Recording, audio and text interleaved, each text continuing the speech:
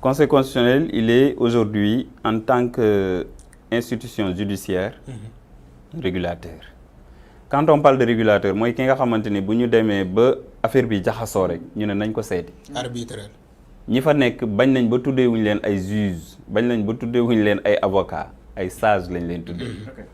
Quand on parle de sages, on a éliminé tout ce qui est justice, tout ce qui est droit, tout ce qui est. Maintenant, on leur demande de se référer sur la Constitution du Sénégal. C'est ce qui a amené le nom Conseil constitutionnel. Il ne se réfère pas sur le droit en tant que tel, alinéa. Non, il se réfère sur la Constitution du Sénégal. Que demande la Constitution du Sénégal? Au-delà de la Constitution du Sénégal, nous, après, nous sommes juger d'une manière morale. D'une manière morale. Raison pour laquelle nous avons un Conseil constitutionnel, même au-delà de la justice.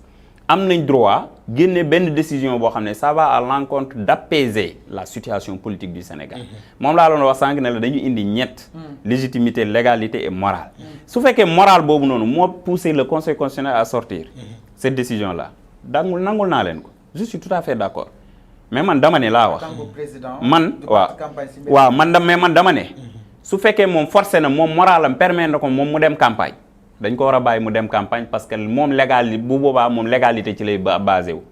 Aucun article ne me dit que tu n'as pas le droit de battre campagne en tant que président sortant.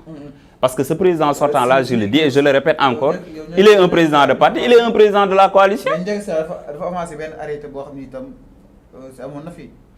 Dama lay wax moom laa man la bul jaawale. Le président de la République, loolu c'est dans la Constitution. Le président de la République n'a pas le droit de s'immiscer dans les élections législatives alors qu'il n'est pas tête de liste. C'est clair.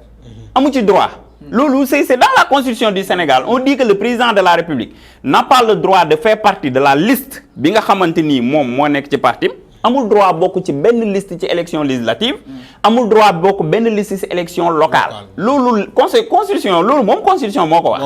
Le président de la République n'a pas le droit mu bokku ci ben liste ci élection législative amul droit mu bokk ci benn liste élection locale. Loolu ce sont des élections législatives et des élections locales. Maintenant aux élections présidentielles, c'est pas une question de liste, c'est une question d'un seul candidat accompagné par ses militants. Là on parle de liste, là on parle de candidat. Moom la dañuy buñu jaawale élections yi élection locale, élection législative liste lañuy wax. Parce que ce sont les listes qui ñom ñoy dem en liste pour battre campagne. Mais c'est un candidat, moi dem pour battre campagne, moi demander la voix des Sénégalais. Maintenant la voix des Sénégalais, beaucoup demander pour moi bëgg nga and ak yow. Pour man day and ak yow. Benen question bi comme vous l'avez dit tout à l'heure, moi affaire de lo wax di sa sank. Ah OK, comment dissocier le candidat Le candidat mom la len wax ne len au Sénégal. Li ñuy wax les pouvoirs du président de la République, on doit le diminuer dans la Constitution parce que Fallou bu ñu waxantee dëgg Sénégal dañoo tollu fenn foo xamante ni actuellement nit ñi dañoo commencé yeewu di commencé def la part des choses. La part des choses ça débute où maa ngi la koy wax sànq. ne la bu ñu réserver le benn président de la République 9 milliards de budget ñu ne ko caisse noire lañ ko tuddee. Quand on parle de caisse et de noir, c'est deux mots différents. C'est deux mots différents, mais deux mots qui signifient beaucoup de choses. Caisse noire. Ça dit tout. Ça dit tout.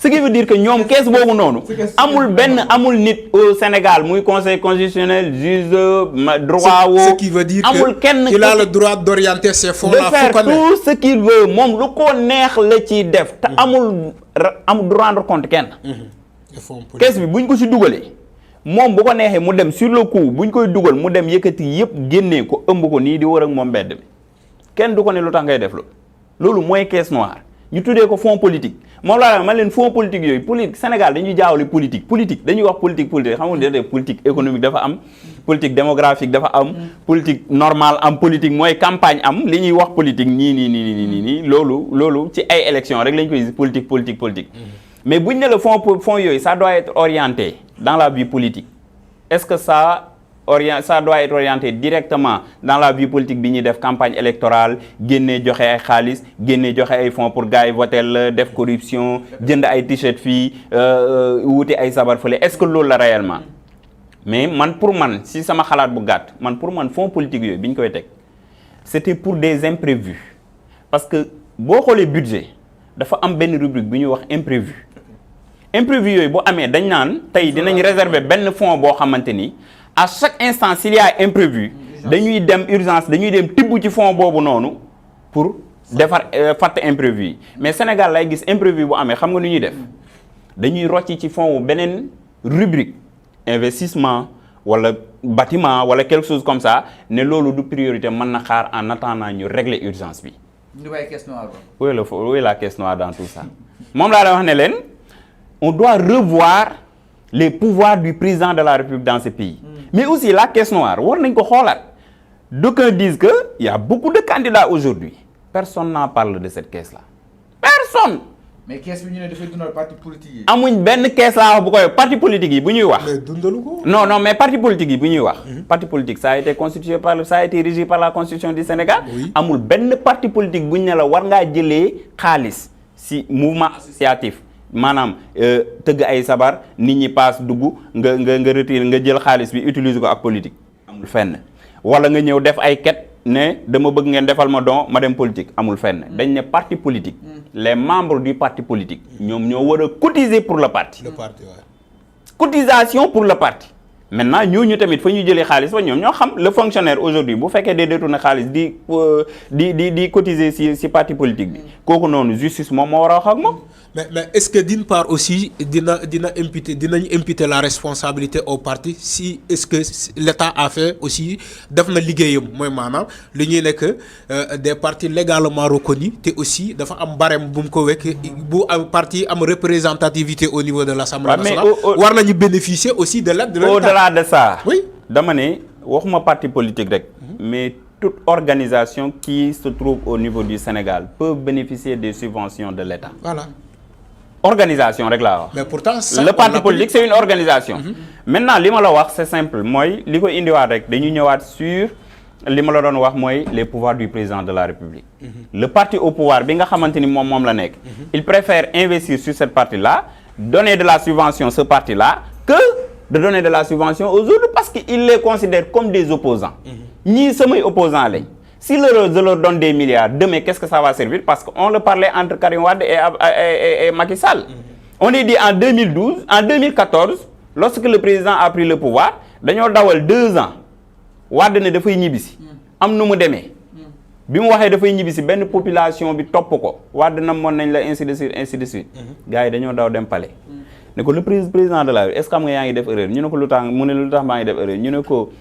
gis nga boo bàyyi opposition bi yor ay milliards nga nar a dëkk ak ñoom ci dëkk bii benn mandat sax doo ko fi def le problème qui se pose aussi mooy réellement est-ce que nos opposants ñun xam nañ leur devoir au niveau du Sénégal xam nañ leur devoir entre eux et le pouvoir parce que en général ñi ci yor xaalis ñëpp dañ koy xeexal l'opposition maa ngi seetaan démb Lamine Ba le coordinateur du parti démocratique sénégalais bi nga xam ne moo nekk au niveau de Nioro il a dit nee na est-ce que xam ngeen ne 2012 on a eu des informations comme quoi que jeunes yi ci seen bopp ñoom ñoo doon daw di ñëw ci ñun naan ñu gars yi dañ ñoo fay pour ñu taal dëkk bi.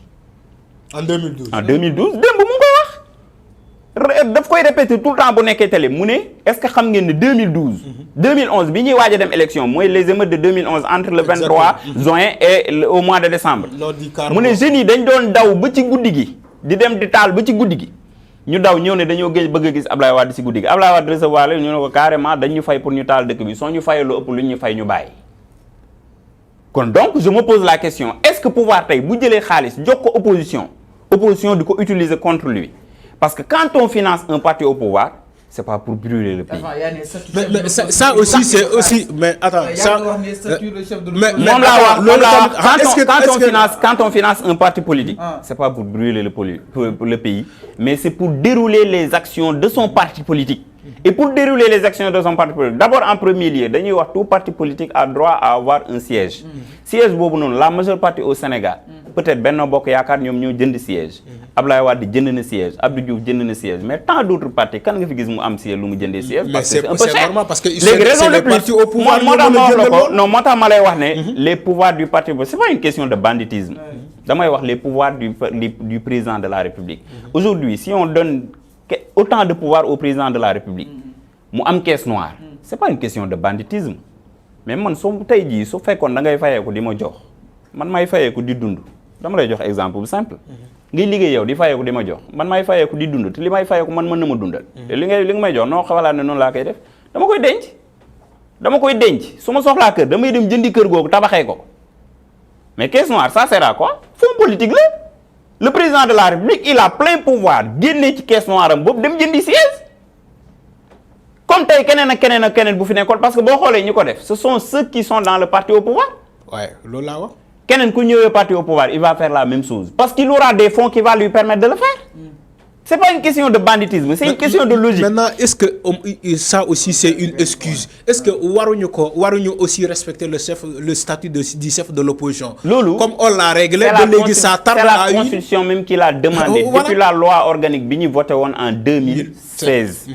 2016 bi ñu def référendum bi on s'est dit beaucoup de points def ci amoon point boobu le statut de chef de l'opposition def ci amoon mais moi j'ai dépassé le chef de l'opposition. Tout ce qui est parti au pouvoir, parti légalement constitué au Sénégal, qui respecte les devoirs, yi nga xamante ni moo ko lié avec l'État, État da la war a subventionner. Maintenant le problème qui se pose mooy est-ce que parti politique yi nekk au niveau du Sénégal ñu ngi respecter leurs devoirs envers l'État? Parce que parti politique du da ngay ñëw def parti teg parti politique il y a des règles à respecter. D'abord il y a des partis politiques qui te disent non j'ai tant de membres c'est ce qui m'a permis de nu mu tuddati de mettre en place le parti. Mais il y a des partis politiques yoo xam ne tey li ñu def ci seen PV yi ne j'ai tant de membres jaay naa tant de cartes de membres tey boo demee doo ko fa fekk. am na parti politique yoo xam ne bu ñu leen joxoon 1000 cartes de membres au niveau du Sénégal mënuñu ko jaay et pourtant ils ont le récépissé de carte de parti politique. Alors c'est clair. C'est ça qui pose problème aussi au Sénégal. C'est clair ñu jàll ci beneen ponk. ma ne fàttali yéen seen émission li nga xam ne moo di le soir de Ramadan sur les antennes de Sénégal 5.